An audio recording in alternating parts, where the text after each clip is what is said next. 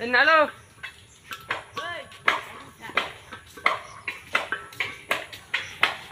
ଜୟ ଜଗନ୍ନାଥ ସାଙ୍ଗମାନେ ଶୁଭ ସକାଳ। ଆଜି ହେଉଛି ସୋମବାର ଜନ୍ମାଷ୍ଟମୀ। ଆଜି ଶ୍ରୀକୃଷ୍ଣଙ୍କ ଜନ୍ମଦିନ। ଆଜି ଭଳିଆ ଦିନରେ ପ୍ରଭୁ ଶ୍ରୀକୃଷ୍ଣ ଧରା ପୃଷ୍ଠିକୁ ଆସିଥିଲେ।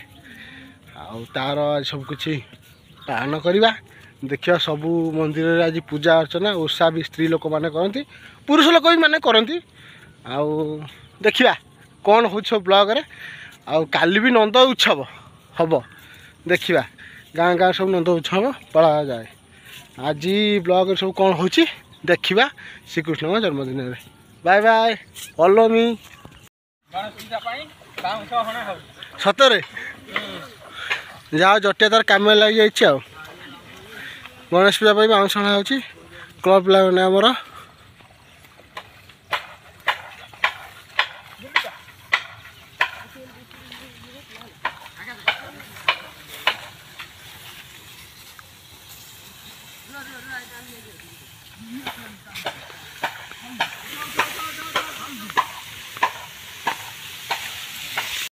ଗୋଟେ ଦିନ ରଖିଥାନ୍ତା ପଳେଇଲା।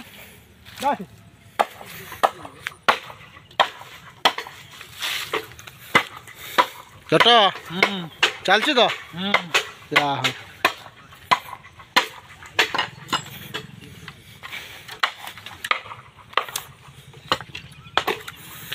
ଛୁଆ ବାଉଁଶ ଅଣାରେ ବ୍ୟସ୍ତ ଅଛନ୍ତି ଗଣେଶ ପୂଜା ପାଇଁ।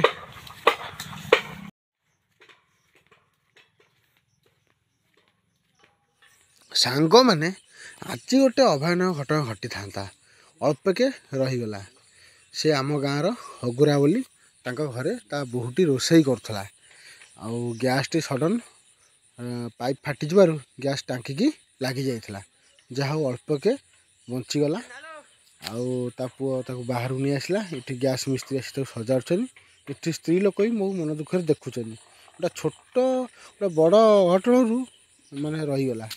ତାପରେ ପିଲାମାନେ କ୍ଲବ୍ ପାଇଁ ବାଉଁଶ ହାଣୁଛନ୍ତି।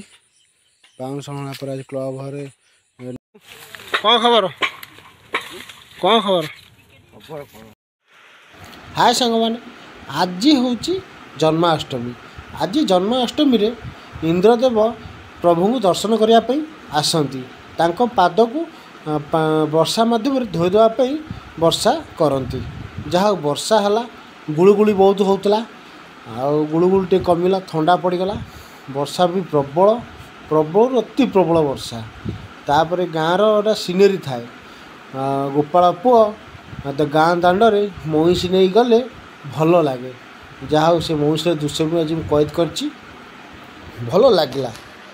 ଆଉ ମଇଁଷି ଯିବା, ଗୋପାଳ ପୁଅ ତାକୁ ଅଡ଼େଇ ଅଡ଼େଇ ନେବା।